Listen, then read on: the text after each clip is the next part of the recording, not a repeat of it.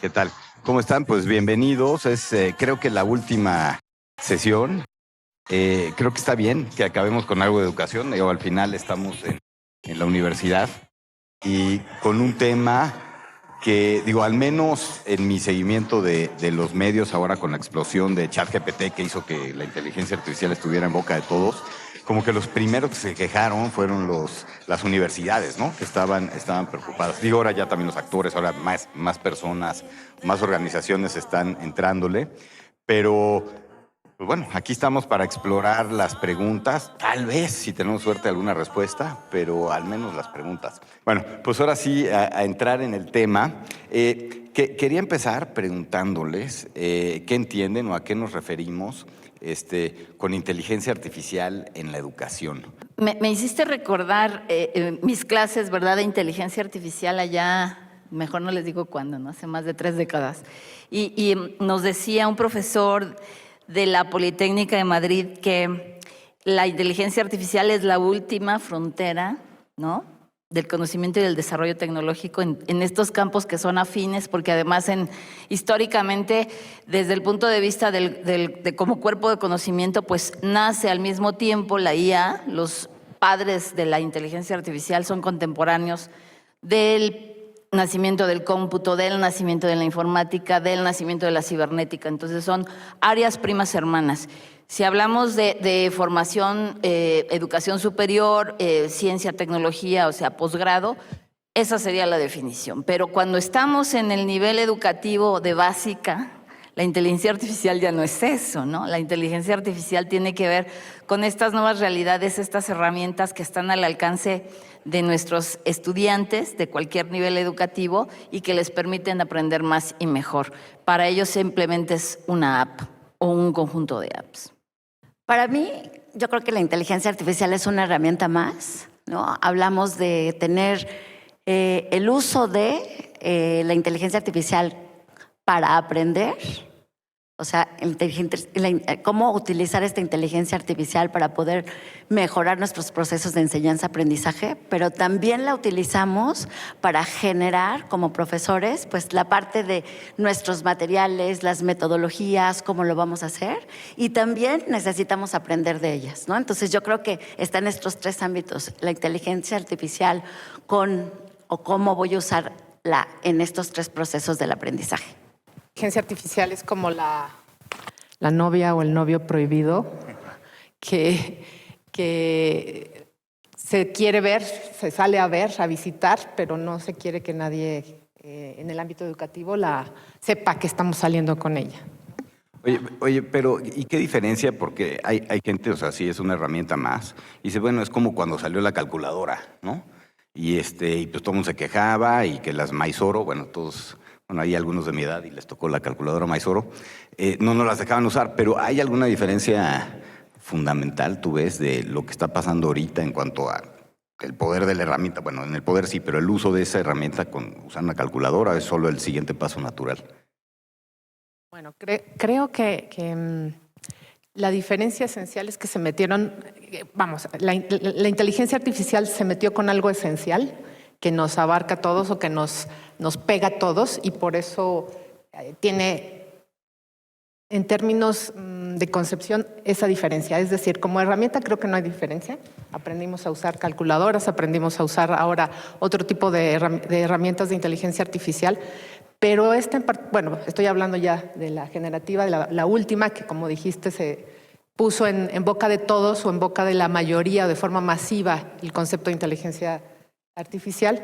Creo que se metió en un ámbito en donde no habían llegado otras inteligencias artificiales, otras herramientas generadas, ¿no? Porque, como decían, es algo que está con nosotros desde hace mucho tiempo, incluso en la educación, pero en este momento se volvió masivo por eso.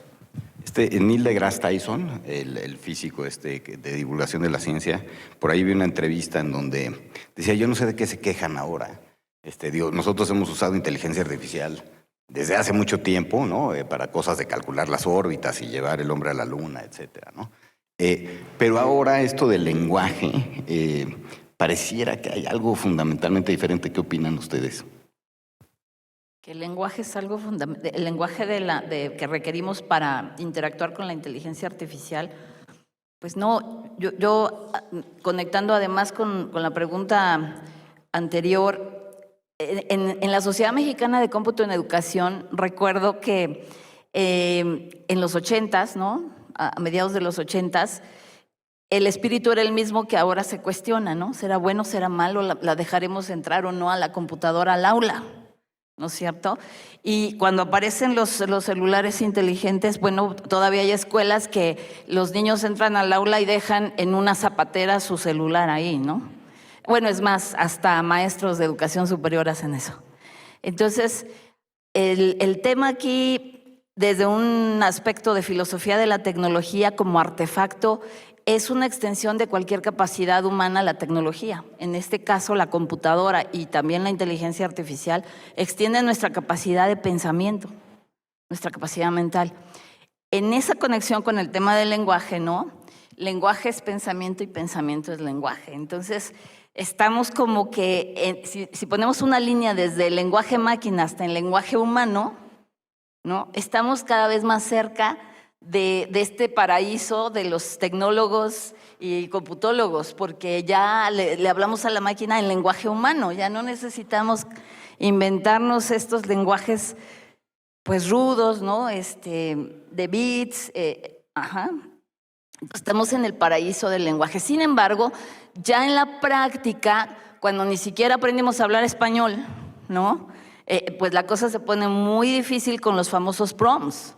Porque aunque tenemos todo este poder a nuestro alcance que extiende nuestra capacidad de razonamiento, nuestros alumnos no saben razonar y no saben hablar, y entonces se tiene un desperdicio de toda esa capacidad, de todo ese potencial, porque no saben formular un prompt contextualizado, ¿no? Pero tiene que ver también con el manejo del lenguaje desde nuestra formación inicial hasta el nivel educativo que nos encontremos.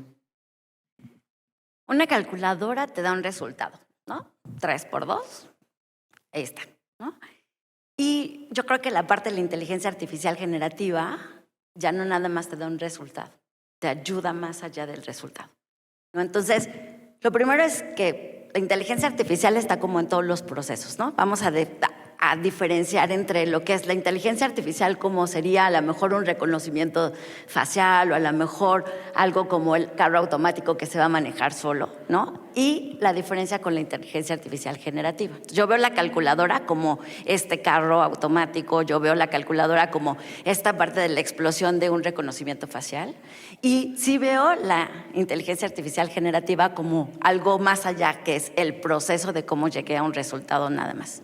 Y esta inteligencia artificial, bueno, si lo vamos viendo como en bloques, la inteligencia artificial es todo una parte general, luego viene un área de la inteligencia artificial que es el machine learning, y luego después viene la parte de deep learning, y dentro de deep learning vienen todos estos LLMs, ¿no? Los lenguajes de grandes modelos. Y dentro de este deep learning está la parte de la inteligencia artificial generativa, que es un cachito de los LLMs, ¿no? Que es precisamente la diferencia, es que va a generarte algo, ¿no? Y esto yo es lo que me espanta, porque en la calculadora pues todavía tenías que pensar el resultado, a lo mejor sumar, y aquí a lo mejor te está dando el resumen ya hecho y no lo hiciste tú, ¿no? O sea, no perdiste el tiempo para resumir, ya no ejecutaste esa habilidad de poder hacer una síntesis del texto que estabas haciendo, porque simplemente una herramienta pues te lo dio en menos de un segundo. Entonces sí creo que son herramientas completamente distintas, y creo que es una herramienta que ha evolucionado y que va a poner un parteaguas, ahora sí, en lo que nosotros tenemos que hacer como parte de, viéndome como profesor y viéndome también como parte de alumno, ¿no? ¿Qué tanto tengo que hacer para enseñar y qué tanto tengo que hacer para aprender? Pero también en el contexto de cuando llegó Google hablábamos igual, ¿no? O sea, Google, wow, entonces va a acabar con la parte de la educación.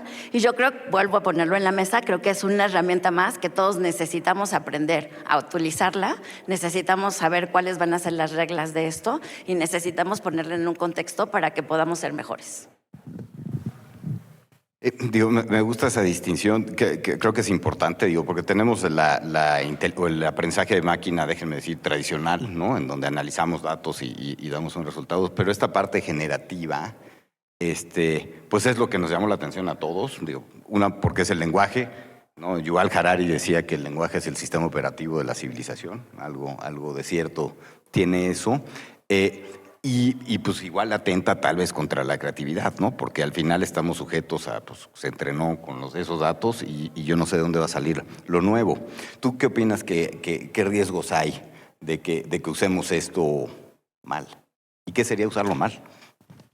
Bueno, yo considero que en el ámbito educativo sí no hay mucha opción de no entrarle. O sea, tenemos que, como educadores, como profesores, como profesoras, tenemos que entrar en este proceso. El riesgo de entrar y usarla mal, desde mi punto de vista, son creo que varios.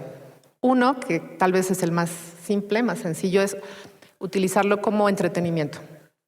A veces las herramientas se utilizan como literal para entretener a los alumnos o como para entretener, para hacer más divertido tal vez. No sé si ustedes recuerden, en pandemia de pronto había una proliferación de herramientas en Zoom, en donde a veces algunos profesores o muchos profesores de pronto era, para no estar hablando siempre solo frente a la cámara, voy a ver qué hago, qué meto, qué herramienta utilizo para entretener a los alumnos y que estén contentos. Entonces creo que un riesgo de la inteligencia artificial en la educación es ese, tal vez, insisto, es como el más básico. Otro riesgo que veo es educar, y a lo mejor no les va a gustar a algunos de ustedes eso, pero educar a consumidores de herramientas tecnológicas, ¿no? Es decir, desde que son pequeños, desde que van en los primeros años de educación primaria, secundaria en la universidad, los educamos a que tengan que estar consumiendo siempre una nueva herramienta. Y ahora con la inteligencia artificial generativa puede ser un riesgo también, ¿no? Claro, riesgo de hacerlo mal, insisto en eso. Y otro riesgo que veo es que sin darnos cuenta estemos afectando algunas habilidades que son esenciales para el desarrollo educativo de las personas en cualquier edad, ¿no? Por ejemplo, un caso real, y sé que es solo un caso, pero lo pongo para ilustrar. Cuando hay una niña que conozco muy bien, a los 5 años le dieron una app a sus padres para que utilizara un iPad para que utilizara apps para aprender a leer. Y después de un tiempo se dieron cuenta que no solamente no sabía leer bien, sino que tenía algunos problemas de lectura, ¿no? Y al llevar a la niña a terapia, se encontró un problema en el sentido de que no estaba, por estar dedicando tiempo al desarrollo, al aprender a escribir y a leer a través de una tecnología en concreto, de estas apps, ese tiempo lo estaba dejando de lado para hacer otras cosas, por ejemplo, que desarrollaran su coordinación visomotora. Entonces, no tenía ningún problema aparentemente físico, pero le hacía falta entrenar la sinapsis para poder relacionar, para que su cerebro pudiera relacionar adecuadamente la información sensorial, los ojos, la vista, etcétera, todo lo que implica la escritura. Y por supuesto que los papás no lo hicieron pensando en eso, fue una consecuencia de esa tecnología que en la educación fue muy concreta. Entonces, creo que uno de los retos y de no hacerlo bien es que tengamos consecuencias de ese estilo o de ese tipo en nuestros jóvenes, en nuestros niños, en nuestras niñas, de que no sepamos todavía bien qué puede afectar, por decir algunas cosas. Yo veo una ventaja en contraposición a esto de entretenimiento. Mi amiga Yola Campos, pionera del cómputo educativo nacional, trabaja con estas inteligencias generativas con adultos mayores. Y es increíble cómo un adulto mayor puede entretenerse de manera positiva con estas herramientas, porque le permite pues conversar. A veces sus familias no tenemos el tiempo de conversar con ellos, ¿verdad? De tenerles la paciencia. Y ese es un espacio de oportunidad de en otras formas también de educación, pero para tercera y cuarta edad. Yo quisiera referirme más bien, estoy en el ITAM, ¿no? Este es un instituto tecnológico y bueno, y que además es autónomo y que además desde México, y a mí me preocupa mucho pensarnos que no estemos a tiempo de entrarle al mercado, ¿no es cierto? Entonces a mí me parece que hace ratito que me preguntabas, oye, ¿y el EdTech? Bueno, es que ahora los sectores de negocio ya se apellidan Tech, ¿no? El FinTech, ¿no? El HealthTech, ¿no es cierto? Y también el EdTech. Y entonces, este sector de tecnología educativo que tiene que ver también con estas emergencias tecnológicas como la IA y otras tecnologías que todos conocemos o hemos mencionado en alguna clase, ¿verdad? Estamos celebrando los 40 años de la carrera de computación aquí, entonces creo que saben a cuáles me estoy refiriendo. Pues el gran problema es que ¿quién nos está vendiendo esas soluciones? ¿Dónde están las pymes de base tecnológica mexicanas que estén colocando productos y servicios para el sector educativo, para el sector EdTech, que tiene muchos millones de dólares en espera? El sector EdTech, después del FinTech, después del HealthTech, es el tercero más importante en la economía digital. Entonces ahí tenemos una oportunidad de oro de incidir también en ese ecosistema. El otro tema es desde la mirada social. El otro riesgo, como todas las tecnologías lo han implicado en el contexto educativo, pues es la exclusión, ¿no es cierto? Y entonces, ya sabemos, una cosa es que los alumnos tengan acceso y además de tener acceso, tengan las competencias, ¿no? La cultura digital para aprovechar todo lo que hay. Hay todo un mapa de ruta que ya no sabemos tecnológicamente para poder, por un lado, ser autosuficientes tecnológicamente, por otro lado, para tener presencia en el mercado tecnológicamente, pero por el otro, para poder aprovechar esos potenciales. Y bueno, hoy por hoy, bueno, algunos podríamos pagar y otros podríamos no poder pagar el ChatGPT-4, ¿no? Y así se va a empezar a hacer la brecha entre los que sí vamos a poder o los que no vamos a poder acceder, y las implicaciones sociales que terminan siendo brechas también pues de un tipo marginal, ¿no? Empiezan siendo brechas cognitivas, pero terminan siendo unas brechas económicas, sociales, políticas tremendas.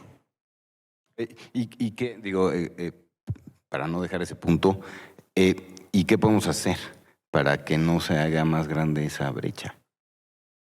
Pues ahorita lo que pasó es que pusieron a la disposición, ¿no?, de todos democráticamente ChatGPT, y entonces todo el mundo lo puede utilizar y ahí está, pero está para los que tienen internet, y está para los que tienen una computadora, y está para los que tienen acceso a esto, ¿no? O sea, todavía hay un sector en el que verdaderamente no han podido todavía tener todas estas herramientas, y yo creo que pues sí tenemos que regresar a lo básico de lo básico. Tenemos que tener lo primero, que es el internet, para que después puedan llegar estas cosas nuevas que están pasando. Pero independientemente, yo creo que hay soluciones que sí. ChatGPT tiene la solución para una aplicación de teléfono.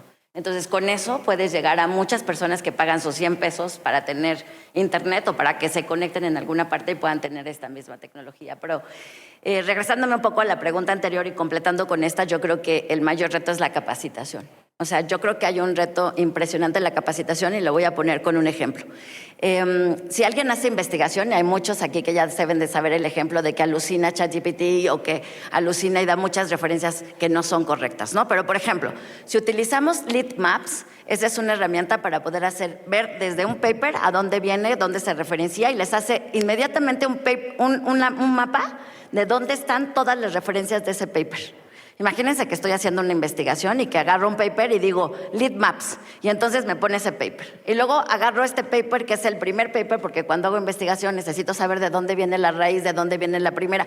Agarro el primero y lo meto en ChatGPT, ChatPDF. en chat PDF, ¿no? Y chat PDF lo que hace es que me resume ese paper que ya saqué, lo resume completamente y ya lo tengo resumido y puedo saber si sí me sirve o no me sirve. A mí como investigador, que normalmente estoy leyendo 80, 90 papers para poder escribir un parrafito, pues prácticamente me está agilizando mi trabajo, ¿no? El problema es que yo no sepa del tema, porque si no sé del tema y me saco un resumen que no tiene nada que ver y que ya me inventó ese resumen y entonces ya me puso un texto que no tiene nada que ver como lo hacen normalmente, hasta escribimos un artículo en donde de 80 referencias que teníamos solamente 10 eran correctas y todas las demás eran incorrectas, por ejemplo, con ChatGPT.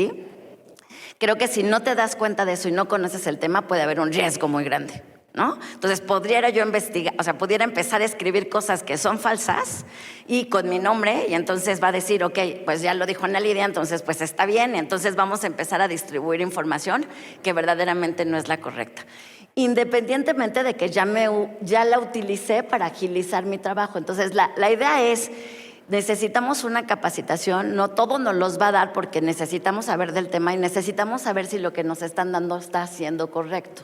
Y lo que tenemos que hacer como profesores es educar a las personas de cómo utilizar estas herramientas y los estudiantes tienen que tomarse el tiempo para decir, a ver, qué es lo que está bien o mal de lo que está pasando aquí. Y esto lo digo con texto muy fácilmente, pero si lo traduzco a las materias que yo doy, que son código, ahí tengo más problemas, porque todavía con el texto existe el ChatGPT 0, que lo que me va a decir es lo que plagió según el estudiante, porque es una herramienta para poderte decir cuáles pedazos escribió la inteligencia artificial generativa y cuáles pedazos los escribió la humana, que todavía se equivoca mucho, pero bueno, ya hay herramientas que empiezan a decirte esto. Pero no hay una herramienta en la que me diga el código, de este código esto lo escribió tal persona, la máquina, y este código lo escribió una persona.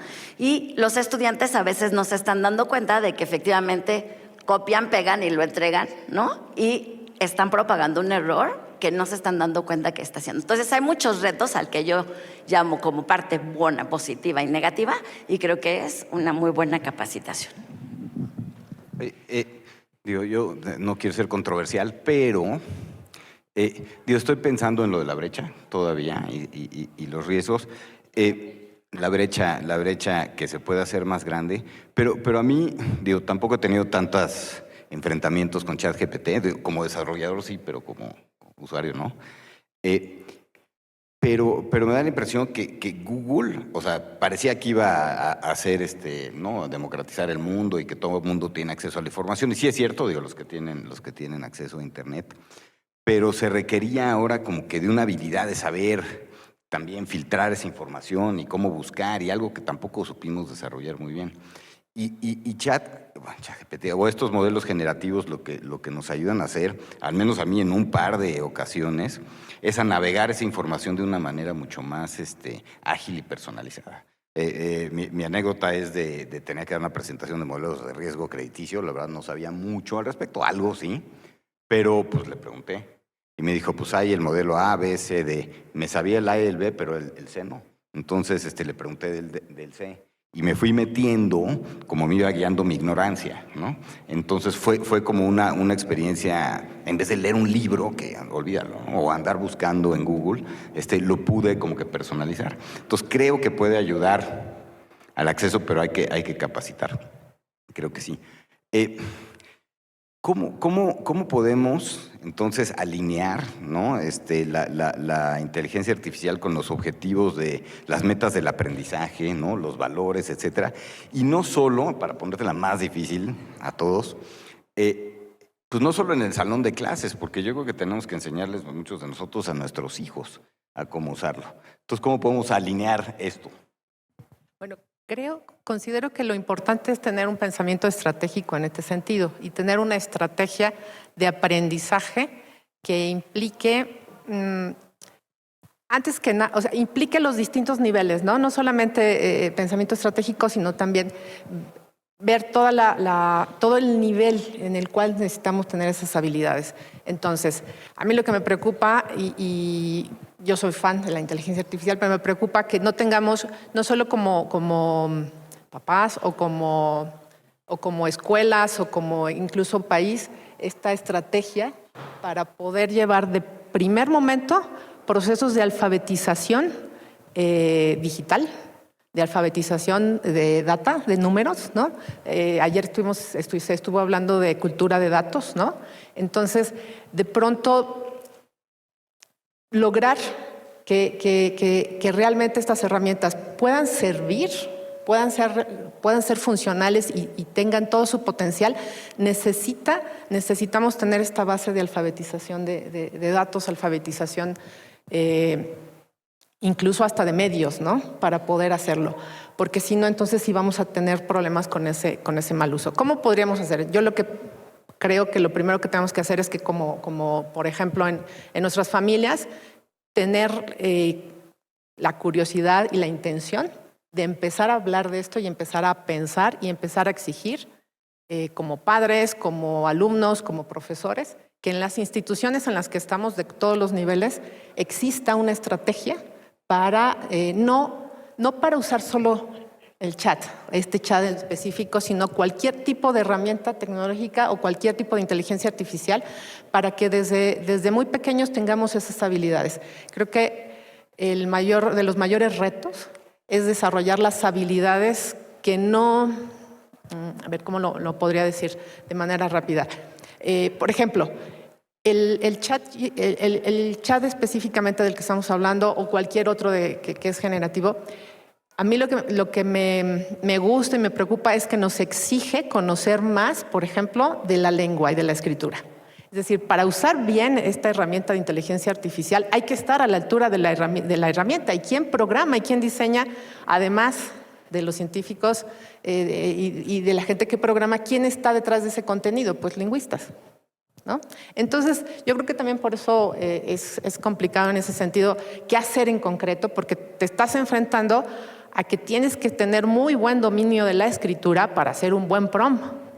Entonces, tenemos que reforzar a nivel universidades, a nivel prepas, a nivel desde secundarias, la escritura, y eso hablo desde mi área de expertise, porque si no, la entrada va a ser, como lo han dicho muchas veces, va a ser muy mala y entonces ese proceso, ese resultado que vamos a tener que nos va a dar el chat no funciona. Y creo que también tenemos que verlo con ojos no de nuestra formación. Nosotros ya estamos como profesores en general o quienes están ya trabajando y quienes ya son adultos, ya tenemos desarrolladas las habilidades esenciales o las habilidades básicas para comunicarnos, para entender y transformar, entender y transformar nuestro mundo, que es el lenguaje, que son las matemáticas, etcétera. Pero a nivel en varios niveles educativos no es así. Entonces hay que reforzar.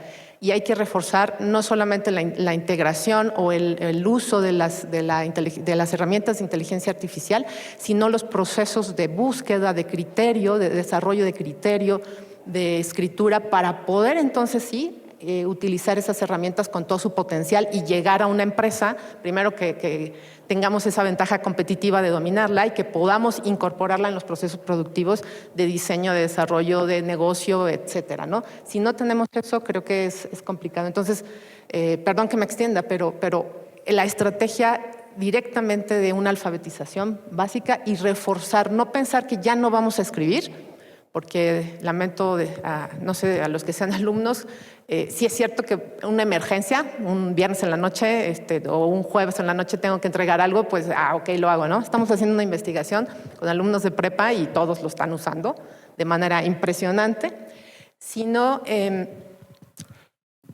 cómo podemos garantizar que no por tenerla, o sea, podemos garantizar que tengamos internet, que tengamos la herramienta incluso, la de inteligencia artificial, pero ¿cómo podemos garantizar que sepamos usarla de manera correcta, con todo su potencial? Y ya no me estoy metiendo en temas éticos, me estoy metiendo simplemente en el uso de la propia herramienta, ¿no? Entonces yo sí abogo por reforzar la enseñanza de estas cuestiones básicas, porque no todos los que usan Google son investigadores, aunque casi todos los investigadores de alguna manera lo usan para encontrar información, ¿no?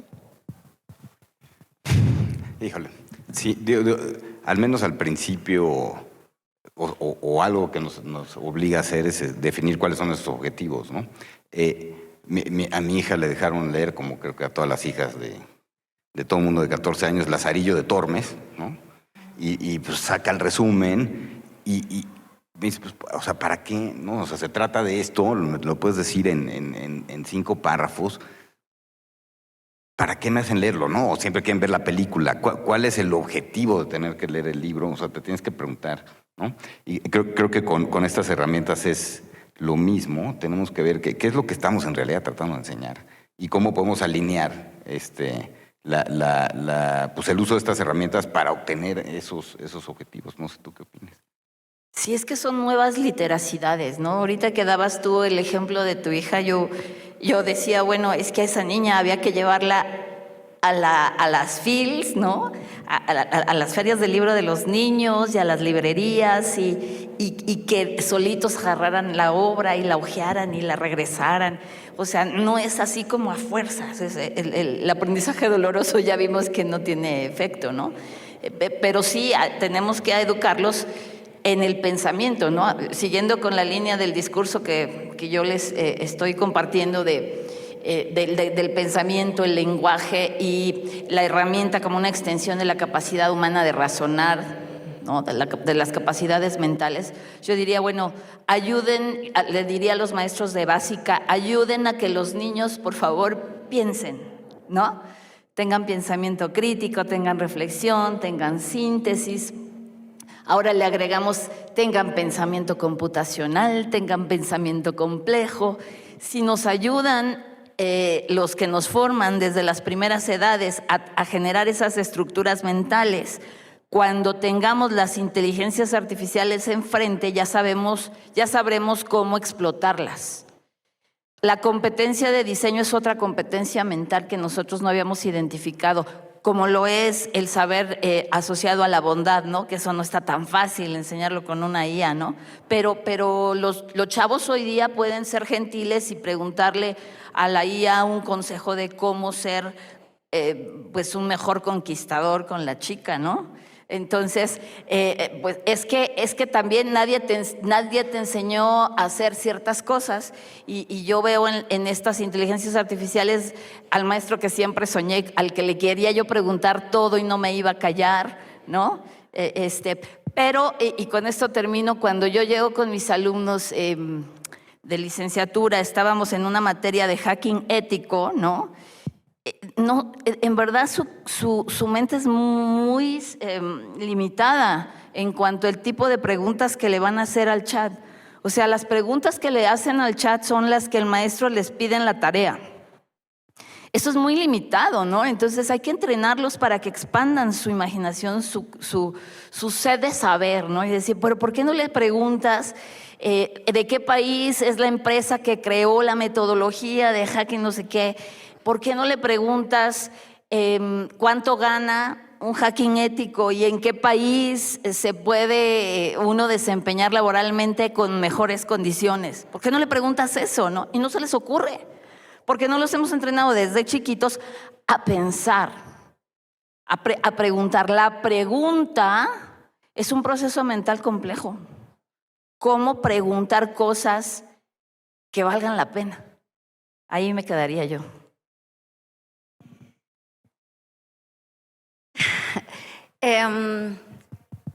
Aunado a esto, yo creo me voy un poco más hacia atrás y es una conferencia de datos, ¿verdad? Y en la educación los usamos muy poco. O sea, yo creo que deberíamos de usar los datos. Deberíamos de tener esa base de datos en donde nos dijera, este estudiante no debería de estar a lo mejor con este profesor porque no hacen un match, o a lo mejor estos datos reflejan que este estudiante no debería de entrar a no sé, o sea, estoy diciendo ejemplos al aire, pero los datos deberían de ayudarnos a tomar decisiones en la parte de la educación y creo que no estamos haciendo mucho de eso en muchas universidades. Creo que tenemos una gran cantidad de datos y no los estamos explotando. Yo creo que estos datos se podrían explotar para de veras también incidir en la parte de la enseñanza y en la parte del aprendizaje de nuestros estudiantes. Y ahí están, o sea, ahí está todo lo que calificamos, ahí está todo lo que hacen, ahí está. Y no creo que tengamos estas herramientas nosotros como profesores para tomar mejores decisiones, ¿no? A lo mejor si yo tuviera una lista en donde dijeran, estos son los estilos de aprendizaje de mis estudiantes, estos son como sus habilidades y sentimientos, estas son como no sé qué y así, y yo pudiera decir, pues entonces mis ejemplos los voy a hacer así porque entonces le voy a pegar a todos los estudiantes de esta manera. No tengo nada de eso. Entonces yo me iría un pasito más atrás, a lo mejor no tanto hacia cómo lo uso. Claramente necesitamos utilizar estas nuevas herramientas, pero en este congreso en particular siento que todos los que están aquí pongan un foco, como dijo Marina, vamos a hacer algo con los datos en la educación y poder hacer algo para verdaderamente en el proceso administrativo y en el proceso de enseñanza-aprendizaje poder tomar mejores decisiones. ¿Ya me oigo? Sí. He oído a los abogados estar preocupados porque piensan que los van a sustituir, a los que hacen copies que los van a sustituir, pero ahora que oí hablar a Marina, no me había imaginado, no había pensado que igual y como papá también, o sea, los consejos de cómo ligar, ya también por ChatGPT, entonces ahora ya me voy a preocupar yo también. Bueno, una última para luego abrir a preguntas de ustedes. Pues estamos hablando de educación, cómo incorporar estas tecnologías a nuestros procesos de enseñanza-aprendizaje. Yo me gustaría ver su opinión si también deberíamos incluir ahora en el currículum de todo el mundo educación sobre cómo funciona la inteligencia artificial. Bueno, eso es indispensable. Como hace rato mencionaba lo de la alfabetización, yo creo que ya es obligatorio, debería ser obligatorio que toda niña, todo niño, todo adolescente, todo trabajador en cualquier edad sepa qué es la inteligencia artificial, sepa qué es. Yo lo digo, yo vengo del área, a veces siempre nos dicen que en la educación hay dos pilares, ¿no? La lengua, la escritura, las matemáticas. Entonces yo vengo del otro lado, ¿no? Del lado de la comunicación de la lengua. Y parece que siempre está peleado, ¿no? O sea, ¿estás de este lado o estás de aquel? ¿Estás conmigo o estás contra mí? Y ahora es todo lo contrario. Es decir, yo creo que una de las cosas que a mí me gustan de este proceso que está viviendo con la inteligencia artificial es que nos están enfrentando con la realidad de que no es así. O sea, tenemos que estar juntos, tenemos que tener, cierto que al principio te dan estas dos formaciones, pero llega un momento en que te divorcias, ¿no? Y entonces el que escribe muy bien o el que está en el área creativa no sabe qué es, no sabe los datos, es más, los ve con desprecio incluso, y viceversa, ¿no? A veces, no quiero decir que ustedes o que nosotros, pero muchas veces se ve como que los datos son lo importante y dejamos de lado. Entonces creo que esta integración es fundamental en esta era para poder avanzar y para poder hacer estas políticas. Es decir, dentro incluso de las empresas tendremos, yo estuve muchos años en una empresa y la preocupación era también cómo educamos o cómo se educaba a los propios empleados, porque parece que ya los contratamos y ya, ahí están, ¿no?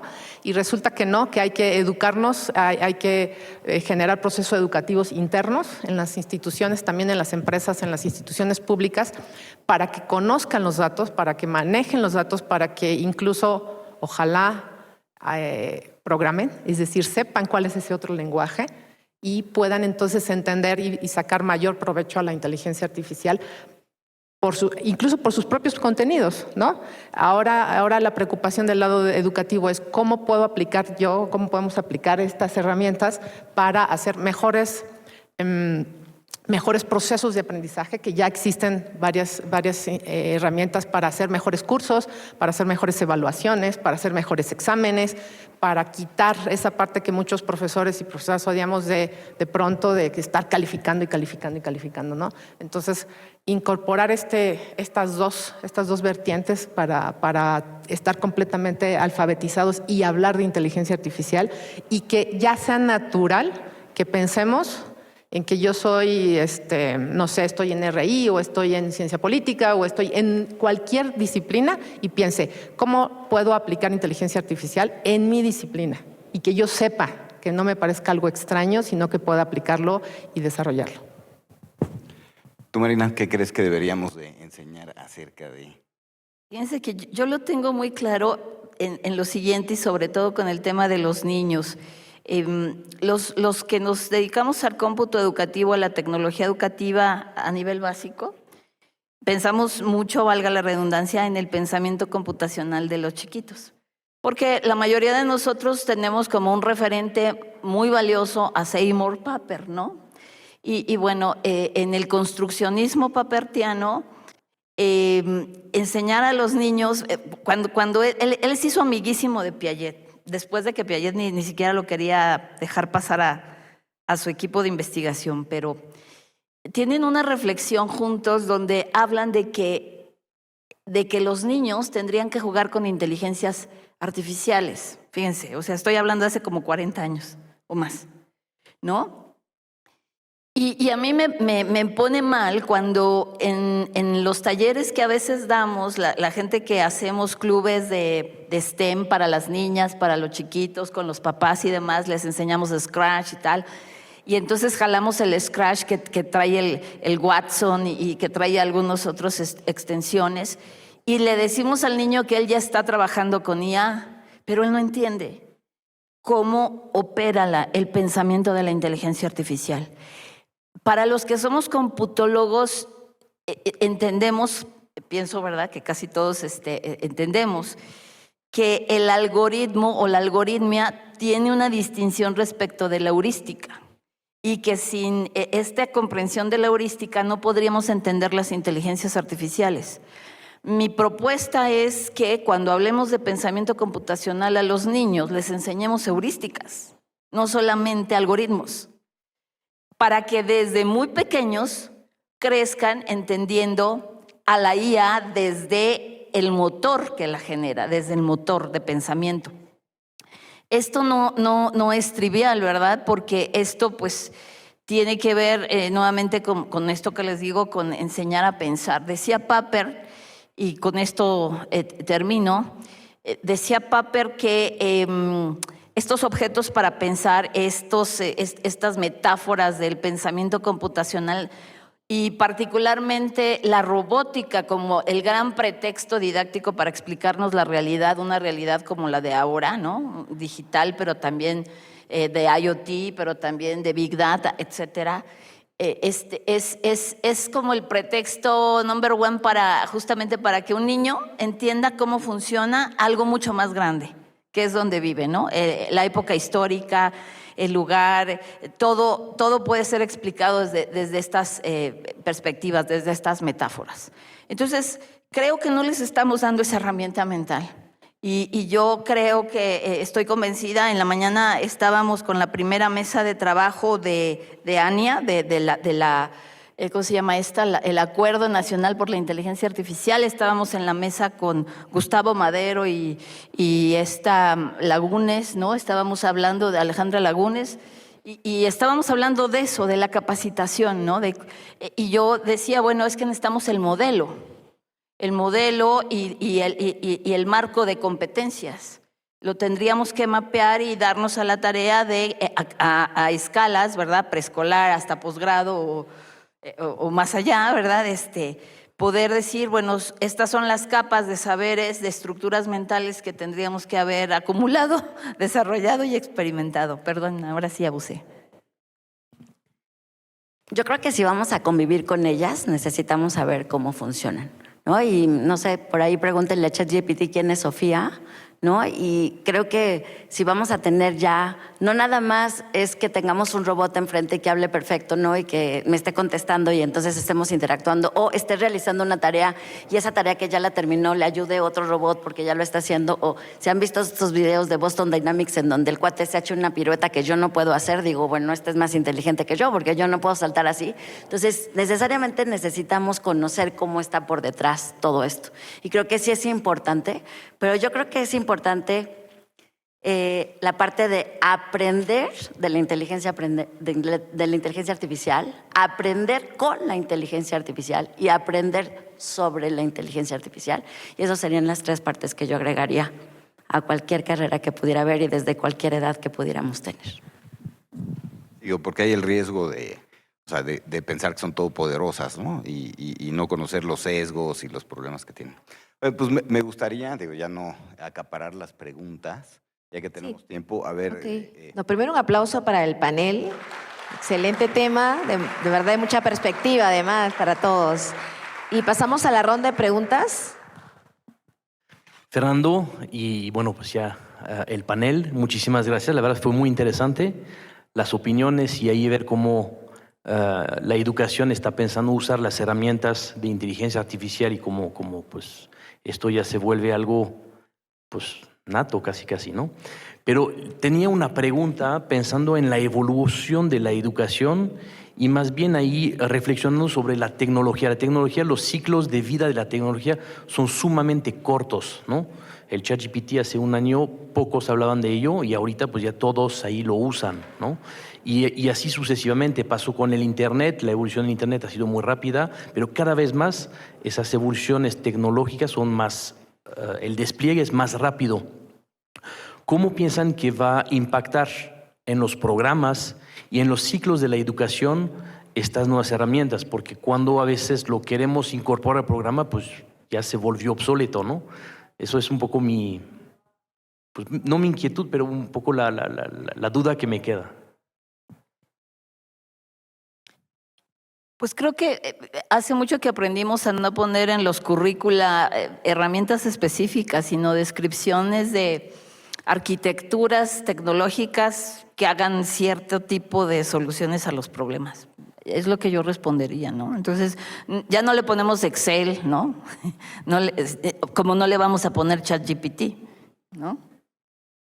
Perdón, yo agregaría que hay que manejarlo a nivel de comunicación también en dos niveles, ¿no? Es decir, en el currículum tal vez no se pueda por cuestiones de trámites, etcétera, actualizar, pero en la práctica sí se tiene que hacer y comunicarlo de una manera muy rápida, muy clara, muy concreta, muy dinámica para que haya empatía y tanto los estudiantes como los padres entiendan lo que se está haciendo, que tal vez en un programa aparece que es X cosa general, ¿no? O competencias generales, pero en realidad estamos, o la educación tiene que estar a la vanguardia, o sea, tiene que estar desarrollando, incorporando de una manera muy rápida.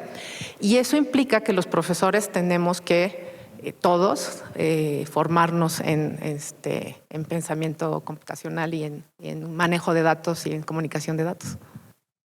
Yo creo que vamos tarde siempre y no tenemos una estrategia.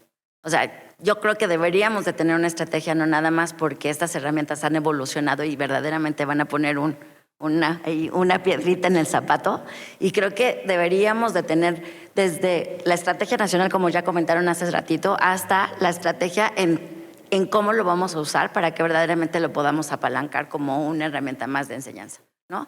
Pero estoy completamente de acuerdo con Marina y con Diana, o sea, no es que pongamos eso como un tema en nuestros currículums, sino ni como una herramienta dentro de, pero por ejemplo ahorita dijeron, no, ChatGPT no puede ser un coautor de un artículo, ¿no? Y entonces ya escribe todo el artículo, o ya escribió todo el libro, o a la persona que le dieron una multa increíble porque entonces sacó completamente un cómic, ¿no? Todo escrito con inteligencia artificial y las imágenes también estaban hechas con alguna de las inteligencias artificiales y le dijeron que no lo podía publicar y tuvo que quitar las imágenes y entonces tampoco sabemos lo que no leemos en las cositas de los cuadritos de las opciones de cada uno, ¿no? Pero creo que vamos lento porque si yo sé ahorita, por ejemplo, el ITAM está muy abierto a que utilicemos estas herramientas, pero no ha puesto cuál es nuestra estrategia, cuál es la estrategia que tendríamos que seguir, ¿no? Yo me atrevo a contestar también, porque pues, luego tengo que ver con el diseño de los planes. Yo lo que te diría es, esto nos obliga a pensar en qué es lo fundamental, un poco como decía Marina, de saber preguntar, etcétera. Yo creo que en una carrera, o sea, las herramientas vienen y van. Lo que es importante, las habilidades que queremos desarrollar, eso igual y no se mueve tan rápido.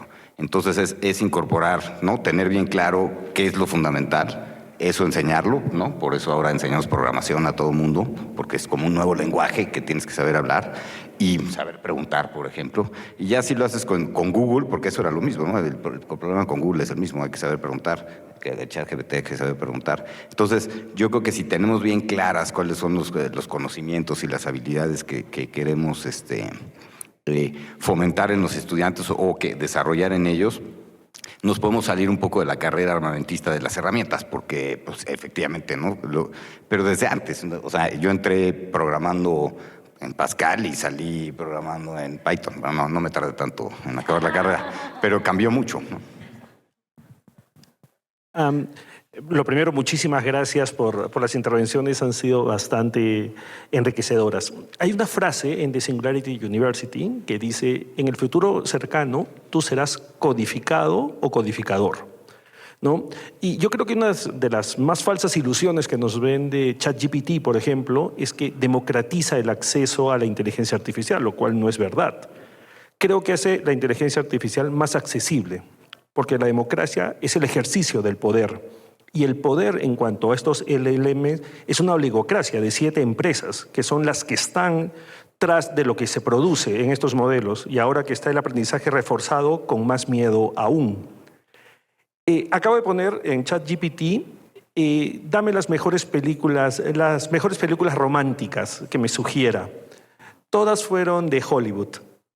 Yo soy peruano, tampoco me sugirió ninguna de Jorge Negrete porque estoy acá en México, ni tampoco del amor entre 2 mujeres o dos varones.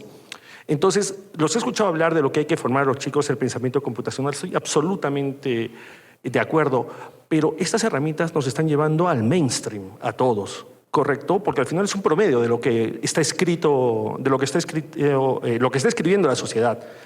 Tal vez el pensamiento disruptivo es algo que tendríamos que empezar a trabajar con las personas para que se salgan de ese mainstream y podamos hacer una sociedad más diversa, más allá de lo que nos dice la inteligencia artificial. No sé si les parece eso. Ponle México. Eso. Es que primero hay que ver el prompt que usaste, porque sí tiene sesgos, sí tiene sesgos, pero hay que ver el prompt porque mucho tiene que ver con la entrada que tú le pusiste. A lo mejor sí se sabe algunas mexicanas si le pones románticas en México. Estoy totalmente de acuerdo contigo, sí, pero date cuenta que no toda la gente está awareness de este tema, ¿correcto? Y puede ser, ¿no? Y voy a intentarlo ahora y voy a poner que soy un hombre gay, a ver qué me dice y te lo cuento. Pero el tema de fondo es si estas herramientas no llegan al mainstream y estas herramientas aprenden de lo que ha sucedido, ¿correcto? No son disruptivas, ¿sí? Y si perdemos el pensamiento disruptivo, no vamos a poder hacer grandes cambios sociales hasta que esa data no entre al modelo, ¿no? Que demorará algún tiempo. Era mi punto, ¿eh? Sí, yo quisiera tomar ese punto porque fíjense que debo confesarles que yo enseñé a mi hija a usar el ChatGPT para sus tareas. Y probé una de sus tareas que tenía que ver con hacer un cuento y a mí me encantó que mi hija se dio cuenta ese sesgo. Porque cuando el chat primero se asombró de que fue instantánea la tarea, ¿no? O sea, pero cuando lo leyó dijo, oye mamá, ¿pero por qué el protagonista es hombre y no mujer? Entonces, primero, yo me di cuenta que ella había tenido una educación más feminista que la que yo tuve, porque ella sí se percataba de eso y yo no, ¿no? Entonces, sus maestras y maestros hicieron bien su trabajo. Y luego mis alumnos me dijeron lo mismo, oiga maestra, sí es cierto, mire aquí con las imágenes, ¿no? Cuando usted le pide profesiones, todos los ejemplos son de varones. Y ahí, bueno, todos los movimientos que traemos las mujeres TIC y las mujeres STEM van hacia decirle a las programadoras, necesitamos meternos al desarrollo de soluciones de IA para poner un alto a esos sesgos y hacer diversidad, y hacer pluralidad, y hacer multiculturalidad, ¿no? Es una de los activismos que hacen falta, de las cosas que nos hace falta anotarnos por ahí. Es lo que quería agregarles. La parte deductiva creo que es súper importante, ¿eh? O sea, sí, es cierto. Y yo creo que esa es una de las grandes diferencias que todavía tenemos ahorita. Gracias al resultado podemos deducir, ¿no? Entonces creo que sí debemos, o sea, esa habilidad no la debemos de perder y debemos de contrastar el conocimiento que vamos a aprender de la herramienta y lo que vamos a generar nosotros. Entonces estoy completamente de acuerdo contigo. Y disculpa de lo del prompt, pero a lo mejor da otro resultado. A ver, ponle, a ver qué te dice. A ver qué te dice, sí. Y bueno, hablando de un poco de la brecha, creo que si hablamos también, no nada más existe ChatGPT, no, ahí está BARD y es una herramienta de Google que ya también puso exactamente abierta a todo el mundo, ya está en español y ya la puedes utilizar también. Y si la van comparando, bueno, yo el otro día hice una pregunta, di un curso a profesores y eran 130 y de los 130 después de haberles enseñado, porque muchos no conocían BARD, ChatGPT y Bing, y acabaron como que su herramienta preferida era BARD, ¿no? Pero estoy hablando de que imagínate que también no tocamos el tema de que entrenar a esto vale más de $8 millones dependiendo del número de parámetros y dependiendo de lo que están haciendo. Y entonces las escuelas no tenemos tanto dinero para poder hacer eso. Y entonces, ¿quién están haciéndolo? Pues grandes empresas que tienen la capacidad económica para poder hacerlo, ¿no? Entonces, cuando hablemos también de brechas, pues ahorita todo está gratis, gracias, todo el mundo quiere subir, pero mañana que todo tengamos que pagar o cuando se te acaben los tokens, ¿no? De las herramientas, de las APIs que ya tienen estas, tienes que empezar a pagar y esa brecha se va a volver cada vez más grande y entonces, pues, vamos a lo mejor a regresar, ¿no? A esta parte de estabilizarnos nuevamente con ello, pero la parte deductiva me encanta. Muchísimas gracias. ¿Tú tenías otra pregunta abajo? Ah, perdón. Gaby, ¿no? Gaby tiene una pregunta. Sí, muchas gracias. Las felicito. Realmente han puesto la atención sobre las mayores inquietudes que tenemos todos los que todavía estamos sorprendidos con el arribo de ChatGPT, que somos investigadores, que escribimos, que estamos en el plano educativo y que no sabemos cómo o utilizar la herramienta, que eso se puede aprender rápido, o cómo podemos transformar el conocimiento. Y yo quiero poner en el centro que personalmente mi preocupación es cómo seguiremos manteniendo en el ser humano ese control y esa avidez por el conocimiento, sin que nos conformemos, y porque yo también tengo relación con estudiantes que luego veo lo que seguramente ustedes ya incluso lo citaron, que el estudiante corta y pega lo que le dio ChatGPT y ahí ya no hay generación de conocimiento, ni siquiera de análisis. Entonces podemos estar generando un grupo de seres humanos que saben utilizar la herramienta, la utilizan muy bien, pero no generan conocimiento. Entonces, eso es muy preocupante. Y yo quisiera conocer su opinión, porque respecto a lo que ustedes han señalado, mi conclusión sería la siguiente: tendríamos que replantear todo el modelo educativo. ¿Sí? El modelo educativo siento que ha sido parchado. Por ejemplo, hablaban ustedes de las herramientas tecnológicas que se han ido incorporando para los propios estudiantes. Sigue siendo un grupo muy pequeño, ¿no? Sigue siendo en el ITAM, sigue siendo en la UNAM. Que ustedes y sobre todo los que estuvieron en Perú, yo lo traigo muy presente cuando el COVID, ¿sí? Que se quedó toda la infancia y todos los adolescentes y que estaban estudiando sin acceso a la educación porque todo se cerró. Me llamó mucho la atención un reportaje que se hizo donde allá por Cusco, ¿verdad?, en la montaña, los profesores con un teléfono se movían para captar la señal y los chicos pudieran, aunque se escuchara a la maestra. Entonces, cuando yo veo herramientas que llegan tan novedosas como ChatGPT, pues me inquieta lo mismo que a ustedes. La brecha digital se va a abrir enormemente. Entonces, tengo dos inquietudes y me gustaría, por supuesto, que personas como ustedes estuvieran trabajando de la mano con una política educativa que tenga en el centro la renovación pedagógica, incorporando todas estas innovaciones tecnológicas, pero a la vez, como nos decía Ana Lidia, que nos sirvan los datos para que generemos políticas públicas que permitan que esa brecha no sea tan grande. Quisiera escuchar sus comentarios. Muchas gracias. Bueno, yo diría que idealmente a mí me encantaría que lo que es escritura, lo que es datos, una cultura de datos y lo que es pensamiento crítico, que eso no depende o sea, no depende de si tienes internet o no depende de si sabes programar o no, en general, que esas tres cosas permearan en cualquier nivel, y creo que eso ayudaría desde mi punto de vista a que esa brecha no se cierre, no digo que se desaparezca, pero por lo menos dar herramientas, es decir, tener ciudadanos que tengan estas habilidades o que tengan esta formación independientemente de su nivel económico, social, etcétera, que tengan pensamiento crítico, van a poder cuestionar lo que está a su alrededor y van a poder cuestionar desde la brecha misma, ¿no? Entonces creo que, bueno, no tengo muchas respuestas, pero sí tengo esta claridad concreta. Yo coincido contigo. Hace rato que se decía de hacia dónde va todo esto y que eres investigadora, doctora, tuve una experiencia como la de Ana Lilia, le decía yo a Ana Lilia, pues ayer, o sea, voy regresando de Ciudad Juárez del Congreso de Comepo, del Congreso Mexicano del Posgrado, y di un taller sobre otras cosas que tenían que ver con transformación digital y también de sostenibilidad, ¿no? De las organizaciones, que no hemos tocado esos para qué, porque al final tanta herramienta tecnológica y portentosa como estas, pero ¿para qué? ¿No? O sea, los temas de sostenibilidad son claves.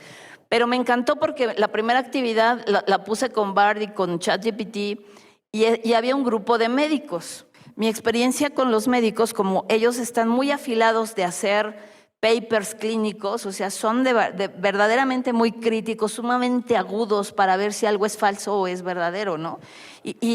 Lamentablemente, en el área de ciencias sociales, muchos investigadores hacen trampa, ¿no? Entonces, pues están acostumbrados a inventarse los datos. Los médicos no saben que una vida está de por medio. Y ahí me quedó clarísimo con ellos, porque le hacen la consulta a los chats y de inmediato dijeron, eso no es cierto. Entonces, nos surgen más investigadores éticos para poder desmentir a las inteligencias artificiales. Porque las inteligencias artificiales nos van a seguir mintiendo. Y los únicos que van a poder desmentirlas son los especialistas, los verdaderos especialistas. Los que saben cómo hacer investigación y generar nuevo conocimiento desde el punto de vista de todas las metodologías que conocemos, más las que se vayan a generar. En cuanto a la política pública, mi aprendizaje personal es que, pues es que esto es política. ¿Qué les digo? ¿No? O sea, no está fácil. En la reunión de hoy en la mañana, y como también nos pasó, pues cuando se creó la Agenda Digital Educativa, de veras tenemos mucha capacidad para hacer modelos extraordinarios. En esta ciudad, cuando Axel Didrikson dirigió como secretario de Educación, se hizo un modelo de educación para el ciudadano. Cosas extraordinarias. Pero la política es la política. Y eso, al final, yo he aprendido que no necesariamente es toda la solución. Desafortunadamente, vamos, cada ecosistema y cada comunidad pues tendrá que preservar lo suyo propio y darle valor a estas cosas y blindarse, porque de repente pues llegan las políticas, que les digo, ¿no? Y rasuran con todo lo que habíamos construido, aunque sí sabíamos cómo hacer las cosas bien. Perdón, quisiera nada más agregar, y es como una especie de invitación. Yo creo que también sería ideal para romper o para trabajar sobre esta brecha que personas como ustedes, como todos los que estamos aquí, que estamos en esta cultura de estar basados en datos, de tener esta perspectiva, colaboraran con un niño, con una niña, con una escuela, con algo de manera voluntaria, porque a veces cuando estamos, y lo digo por experiencia, cuando estamos de pronto en el mundo empresarial y estamos tan clavados en nuestras soluciones de negocio, olvidamos que podemos, que tenemos ese privilegio y podríamos también contribuir para que esa brecha de otra manera se haga, ¿no? Enseñar inteligencia artificial en esos ambientes de manera voluntaria, ojalá fuera posible. Okay, bueno, pues creo que ya. Pero hay otra pregunta por ahí. Una pregunta más, Está ok. Para Dos, bueno, si nos dan. dos tiempo. preguntas todavía. Gracias por la presentación. Voy a intentar no ponerme muy antipático, digamos, pero es que yo me preguntaba mucho, primero voy a hacer mi pregunta y luego voy a hacer toda la elaboración, ¿ya? Decían, hay que capacitar a los estudiantes, hay que capacitar a los niños para que usen la inteligencia artificial, pero luego pero siempre regresamos a Piaget. Por alguna razón siempre termina siendo nuestro especie de puerto. Y luego o vamos al otro puerto y terminamos en Vygotsky. Y siempre, y me preguntaba también, en un mundo además donde vives el publica y pereces, entonces hay un p-hacking y todas estas conductas antiéticas, ¿cómo haces concretamente para también capacitar en general, ¿no? Estudiantes de pregrado, estudiantes de escuela, incluso o niños, cuando siempre nuestro puerto termina siendo como que las teorías educativas y de desarrollo más, digamos que potentes probablemente en el siglo XX, ¿no? Entonces, ¿en qué cambia si realmente la inteligencia artificial y toda esta era hace que nosotros tengamos que cambiar esos paradigmas y también cambiar la forma en que queremos como capacitar a las personas, ¿no? Que tengo tantas ideas en la cabeza que la verdad que complicado aterrizarlo, pero ojalá que haya puesto mi punto. No, fíjense que los verdaderos pedagogos no creemos en la IA. O sea, esa es una moda, ¿no? Me hiciste recordar una pedagoga sensacional que dirigió el colegio Magen David. Una argentina maravillosa que ya no está dirigiendo este colegio, pero ¿saben qué se inventó? Se inventó una figura dentro de su modelo operativo que se llamó el hacker pedagógico. Ándeles, ¿no? O sea, hackear, que su misión era ver cómo estaba funcionando el colegio, meterse a las clases y hackear una clase, ¿no? Justamente bebiendo, obviamente, de las apuestas pedagógicas de vanguardia. Hay unas emergencias maravillosas en el campo pedagógico, como la pedagogía maker, por ejemplo. Son otras formas de entender los procesos de aprendizaje. Y afortunadamente yo creo que sí podemos dar una colección interesantísima de casos de éxito donde comunidades completas operan de maneras distintas. Y de todas maneras le reportan a la SEP, y le sufren para darle los datos a la SEP, pero se han reinventado y se siguen reinventando. La última pregunta. Hola, gracias. Primero decirles que para mí como mujer en tech son una inspiración. Muchas gracias por estar ahí. Y bueno, segundo, ¿cuál sería el rol, la responsabilidad de las escuelas técnicas autónomas como ITAM, como Politécnico, como UNAM, dentro de convertir los marcos pedagógicos, los marcos de educación para que no se queden solamente en este ámbito, ¿no? ¿Cuál es la responsabilidad de las universidades que sí saben de qué va las inteligencias, ¿no? Esa es mi primera pregunta. Y la segunda, todos hablan de hay que aprender a codificar, pero y tiene mucho que ver con lo del lenguaje. Creo que también debería verse dentro del marco de lo que se enseña en las escuelas técnicas, porque a mí no me tocó per se tenerlo, yo soy politécnica, la importancia del lenguaje, las materias que tienen que ver con el pensamiento crítico para entonces poder formular justo estas buenas preguntas. Porque inclusive, olvídense de la inteligencia artificial, pero hasta un requerimiento de negocio, y no nada más hablando de los ingenieros de datos, sino inclusive de los que hacen los requests.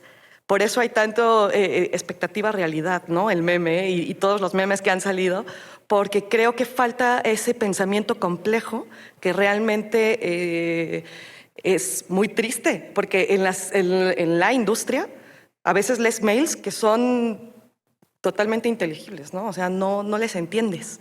Entonces, sí es muy importante el que todos codifiquen, pero creo que es muy importante el que todos entiendan el lenguaje y tener estos marcos, ¿no? Básicamente esas son las dos. Yo no estoy muy de acuerdo en que todos codifiquen, estoy muy de acuerdo en que tengamos un pensamiento computacional que es completamente distinto a codificar. Bueno, va de la mano, pero no es completamente.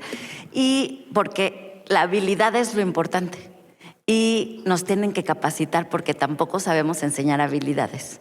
Entonces tenemos que tener los profesores tanto la parte técnica de nuestra materia en sí, pero también tendríamos que tener la parte de cómo puedo yo generar esa habilidad de pensamiento crítico, de pensamiento lógico, de pensamiento matemático, de trabajo en equipo, de liderazgo, de empatía, de estrés, y te puedo decir 27, ¿no? Y entonces, ¿cuándo acabaríamos? O sea, el chiste es efectivamente a lo mejor separar, ¿no? O sea, lo que hacemos nosotros, gracias a una acreditación que tenemos internacional, es que los outcomes que tenemos que cumplir en las habilidades las separamos y en algunas materias damos trabajo en equipo, en otras empatía, en otras esto, en otras. Entonces, el profesor lo capacitamos para que sea capaz de poder lograr estabilidad en el estudiante, ¿no? Y en el ITAM en particular, bueno, tenemos no sé cuántas materias de estrategia de comunicación porque no sabemos escribir ni hablar ni nada, ¿no? Y entonces es súper interesante en que esto es un contexto, o sea, no estamos hablando de que solo tiene que venir la parte de la programación en sí como pegada en todo, sino es unas habilidades transversales que tienen que ir permeando el ¿y para qué y por qué vamos a utilizar esto? ¿No? Pero estoy completamente de acuerdo, creo que tenemos que saber lo básico para ¿Y poder sale llegar del a ITAM? esto. O sea, del ITAM hacia el mundo, ¿comparten también? Ah, claro, nosotros tenemos todos los materiales abiertos. Puedes meterte en la página del Departamento de Lenguas, que tienen ahí todos los materiales abiertos. Puedes meterte al Epic Lab, tenemos un Epic Plus que tiene todos sus materiales abiertos. Tenemos muchísimas cosas a disposición, muchas cosas gratis. Aquí todo es aquí, tú puedes venir y aquí está la conferencia y no te vamos a cobrar, todo abierto a ustedes. Lo único que no sabemos es comunicarlo. Gracias. Perdón, Gracias. solo quisiera agregar algo que fue justo ayer, se presentó una organización española y junto con la Fundación García Márquez, presentó la propuesta para hacer un objetivo de desarrollo, la comunicación clara. Entonces, la comunicación clara, sencilla, el derecho a comprender, es un movimiento que tiene ya varios años, pero está muy fuerte y se está impulsando en México. Desde el ITAM lo estamos también impulsando, porque sí estamos de acuerdo en que para entender el mundo tienes que escribir, hablar no solamente hablar, sino también escribir, manejarlo. Cuando dicen que con inteligencia artificial se van a acabar los trabajos de gente que escribe, yo digo, al contrario, vamos a tener más trabajo, ¿no? Porque se va a requerir esas habilidades mucho mayor desarrolladas. Entonces sí, les comparto eso, se llama lenguaje claro. Incluso en Estados Unidos hay una norma, acaba de salir una norma internacional ISO de lenguaje claro, que para ayudar a las empresas, a las instituciones, a las ONGs a desarrollar toda esta parte que va desde mi punto de vista, son completamente ligadas. Esa pregunta es como estas preguntas que ahora les llaman perversas, ¿no? O sea, no hay una solución. En realidad, primero, los sistemas educativos casi en cualquier parte del mundo son altamente complejos, ¿no? En Latinoamérica más y en México, ¿qué les puedo decir, no? Luego, yo creo que es derecho de cada institución tener su propia tradición, ¿no? Entonces, el ITAM no es el POLI no es la UNAM, me explico, y por eso uno va a elegir formar parte de cierto tipo de comunidad. Y eso está muy bien, ¿no? Yo más bien soy partidaria de que cada comunidad reflexione, haga este trabajo de crítica, de autocrítica, de trazar sus nuevos puertos de destino y comprometerse con ese rumbo. A lo mejor sin perder su identidad y sin perder su tradición, eso sí. En algunos de esos espacios es mucho más complejo. Cuando tu director general es designado por el presidente de la República, créeme, es mucho más complejo. Oigan, bueno, pues quiero ¿no? pedirles un aplauso para Diana Marina. Por supuesto. Ana.